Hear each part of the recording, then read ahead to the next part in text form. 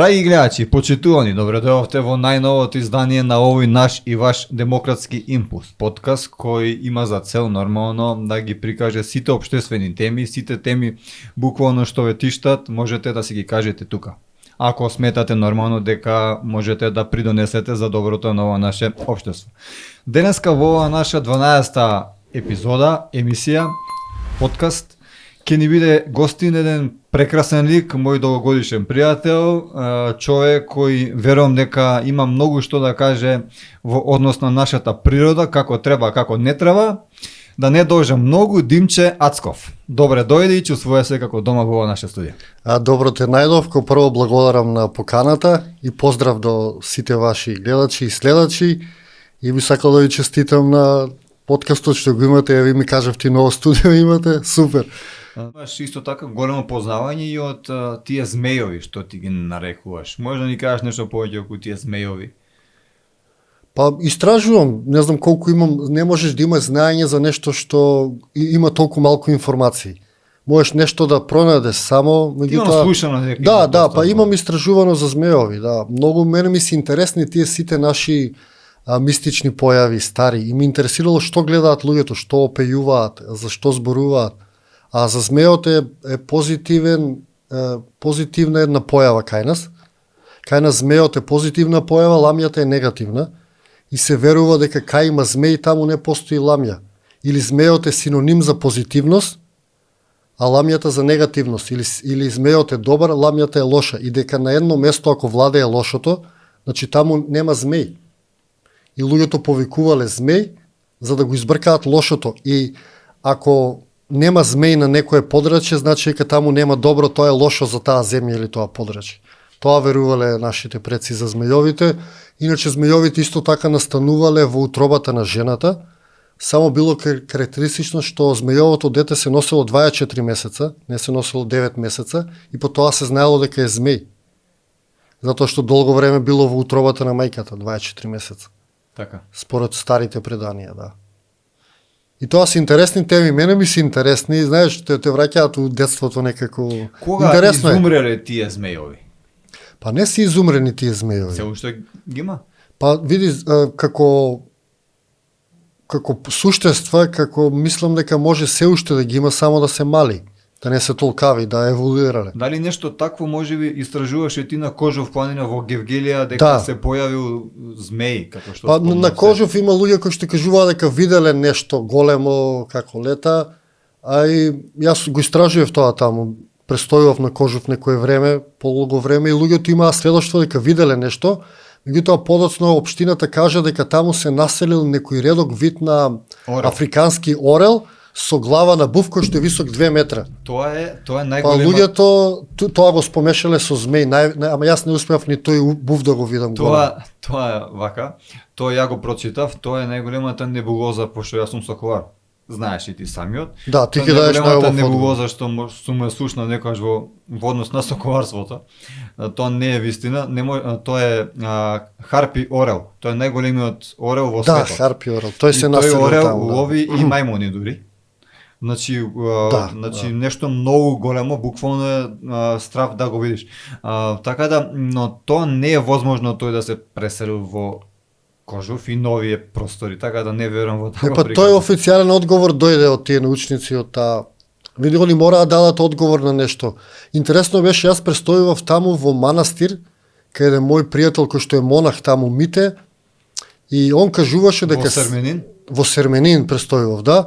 И од таму истражувавме, и он кажуваше дека монахот таму дека секој сабајле слуша пискање во планината, на некое животно што не може да го идентификува. Што до сега не бил. Што он не знае што е, затоа што он ги познава сите животни таму и тоа даде уште една нота на таа мистерија, затоа што орелот не би можел да предизвика толку пискав звук, меѓутоа луѓето виделе голема птица или според нивни кажувања змеј, ја бев истражував таму, не успеав ништо да видам, сакав да го снимам тоа. Меѓутоа, доколку би живеел таму змеј, разговарав со луѓе, таму постоеле на карпите некој редок вид на алги, кои што се многу хранливи.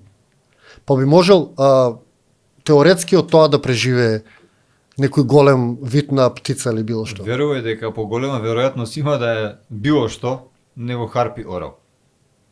Па не знам, луѓето нешто виделе. Јас видов и снимка од луѓе кои што го снимале како лета тој орел или Така? тој змеј, меѓутоа тие луѓе не ќе дадат таа снимка, се срамеа од исмејување и од да не се поврзе со нив. Може да ни го опишеш вака тоа? Па суштински? се гледаше само како голема птица, како лета од пред нив. Снимката е долга неколку минути. Значи, удалечината како оди се гледа, личи на голема птица, огромна птица. Глава Од, голема има така. не, од позади се гледа само, се гледа како крила се гледаат и А бојата? црна. Црна. Да. Ти снимано со камера, на телефони, нема многу детали.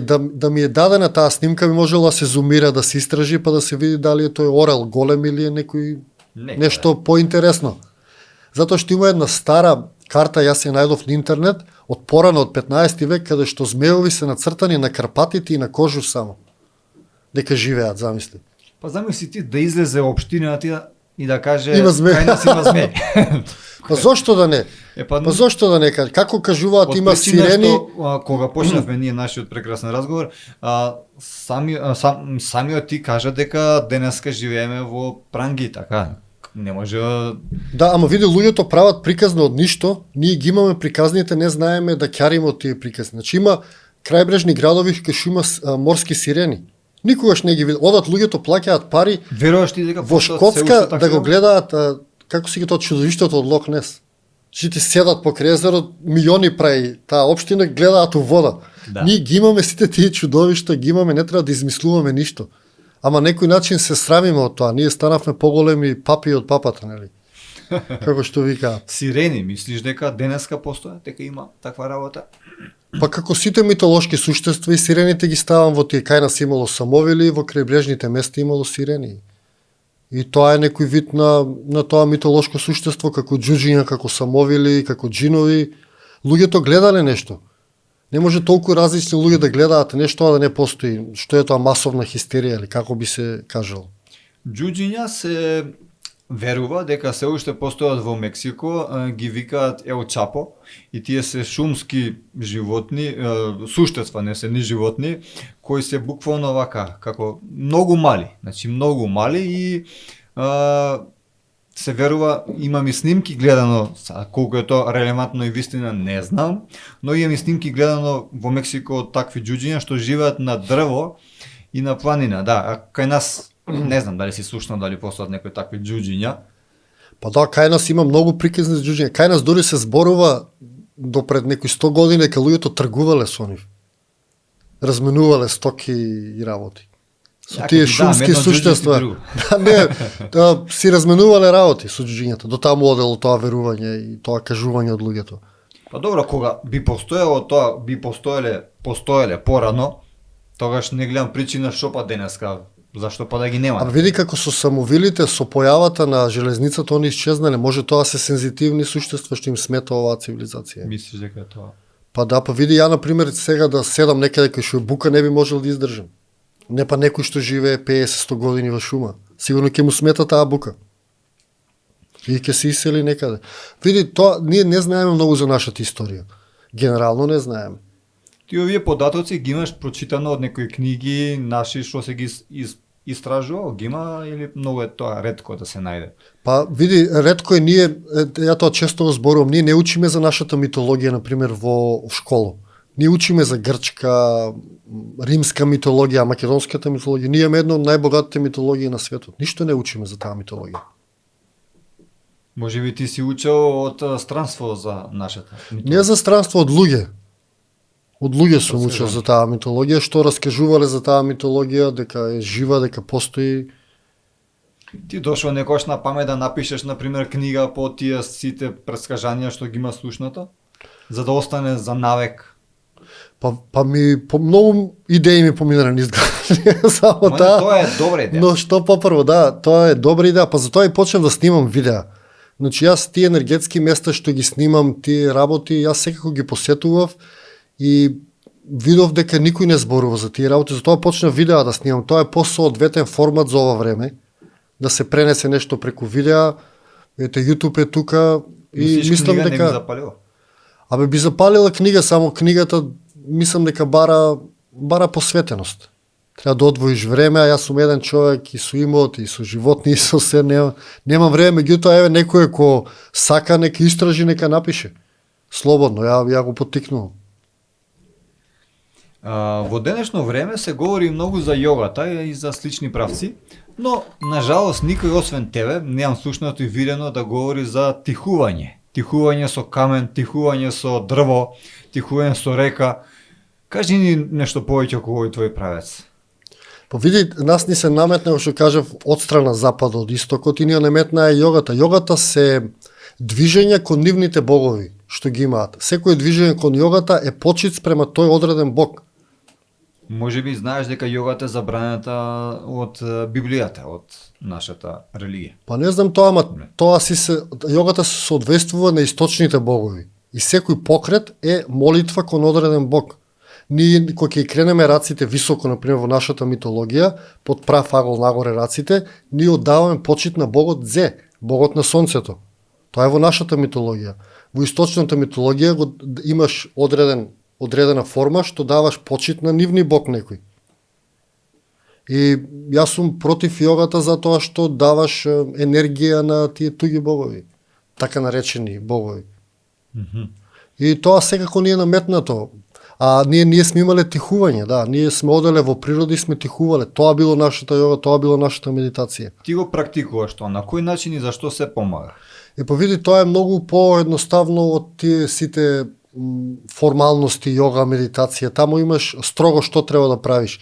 А нашето тихување е слободно, одиш во природа и едноставно се поврзуваш со природата. Поминуваш време во природа, поминуваш време сам со себе и едноставно уживаш.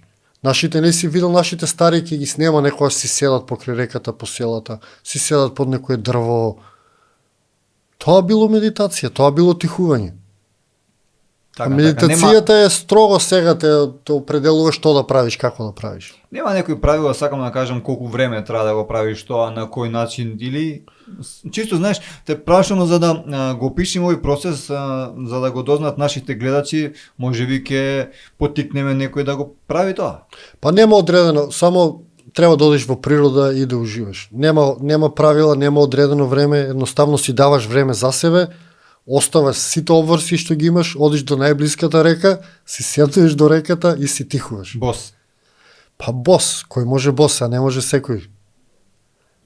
Види, не е толку важна формата, што правиме, како правиме, чувството е важно. Како се осеќаш ти убаво? Ако ти се осеќаш со патик убаво покрај река, супер. Не треба толку внимание да даваме на формата, на чувствата. Оди види ти кај се осеќаш дека си дома, кај ти е убаво, кај ти се мислите слободни. И таму седи си. Облечен, гол, бос, Каде, Димче, каде примаш најмногу енергија? Од што? Дали од дрво, например? Дали од некој камен? Зашто ти си го правил во повеќе правци? Со сите овие, например, и со камен, и со дрво, и со река, што ти е најубаво на тебе, например? Дрвото дава најубава енергија затоа што ти кога ќе се доближиш до дрвото е длабоко заземјено со корењата во земјата.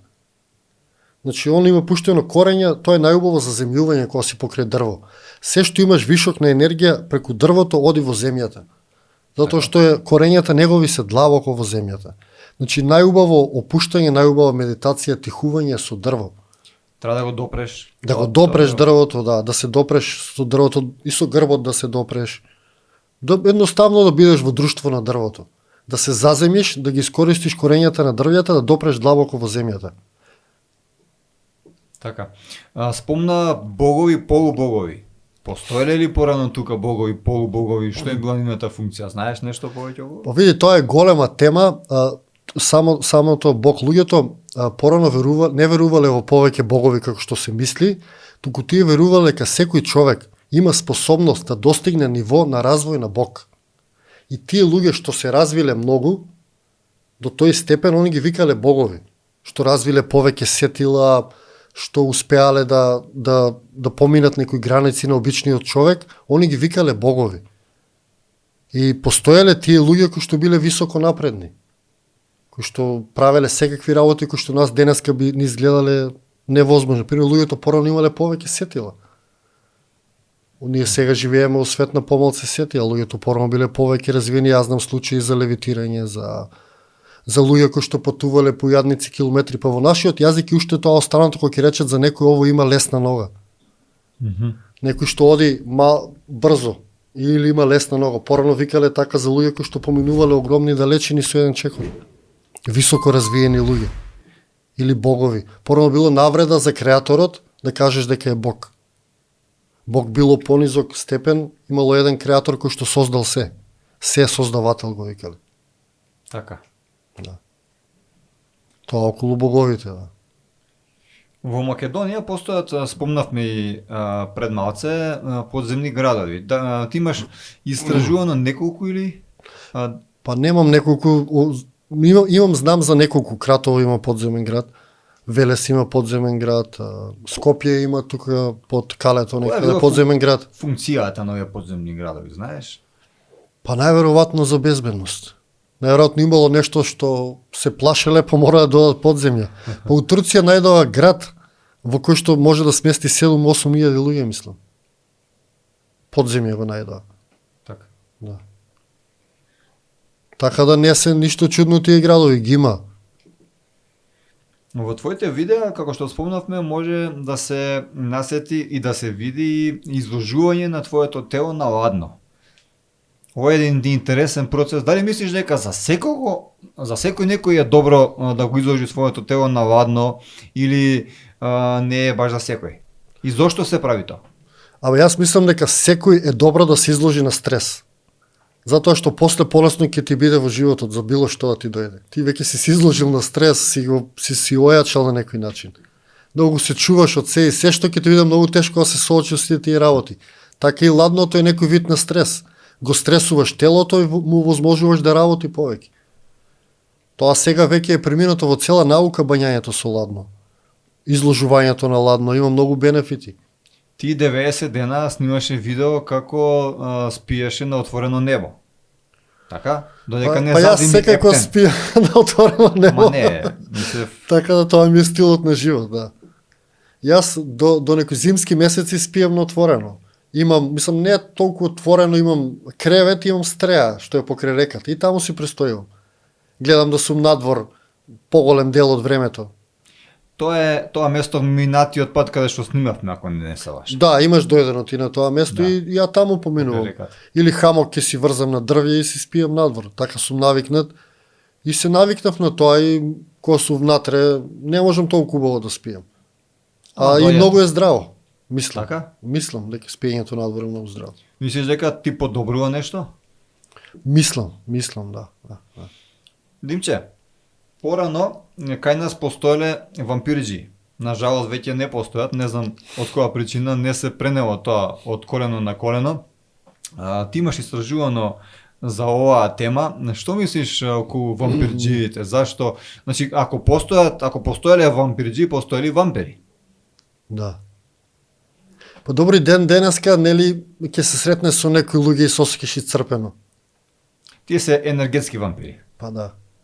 И порано било така, порано верувале, порано се бореле против тоа. Некој ако ти зима енергијата во селото, некој ако прави негативни работи, тогаш имало цел занает кој што се некој вампирџи. Тоа биле луѓе кои што ги имало скоро во секое село. Да, но они се бореле против вампирите, а не против луѓе со што се енергетски вампири. А тие го чистеле селото од секакви лоши енергии, вклучително и од тие вампири, што на некој начин може да се видат.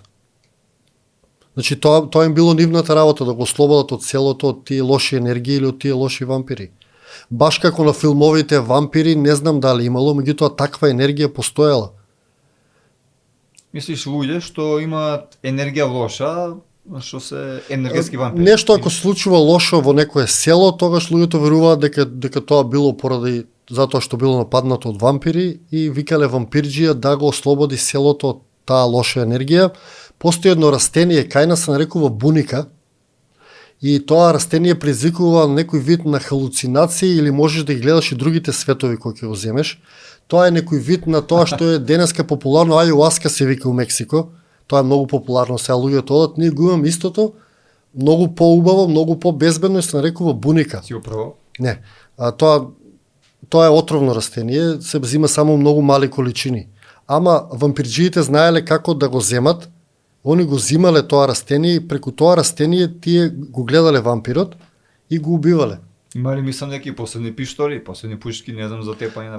Најважното било да го видиш. Тоа растение им давало енергија и сила да го видат и они најчесто насред село почињале оро. Вампирот секогаш се фаќал на орото. Кај има крв, кај има оро, таму доаѓал вампирот. И они еден нивните ритуали, тие насред село ги собирале луѓето и вртеле оро, а во близина колеле кокошка. Тоа се да кажа. Најчесто црна кокошка, за да има крв, по миризбата се верува дека иде и он секогаш се фаќал на орото, на чело. А вампирџијата стоел некаде настрана со пушка и кога ќе се фател вампирот на орото, он го испукувал. Сега, ако се утне 1 сантим 2 метра од 2, Ќе отиде некој селанец. Меѓутоа, ете, така тоа го правеле, тоа било како некој вид на ослободување од селото. Има многу позитивни случаи каде после тоа стварно на селото му тргнало. така. Да, престанала сушата, луѓето не биле толку Имаш болни. некои случаи што би сакал да ги кажеш со некој наши села, можеби што си слушнал нешто за некои случаи вакви?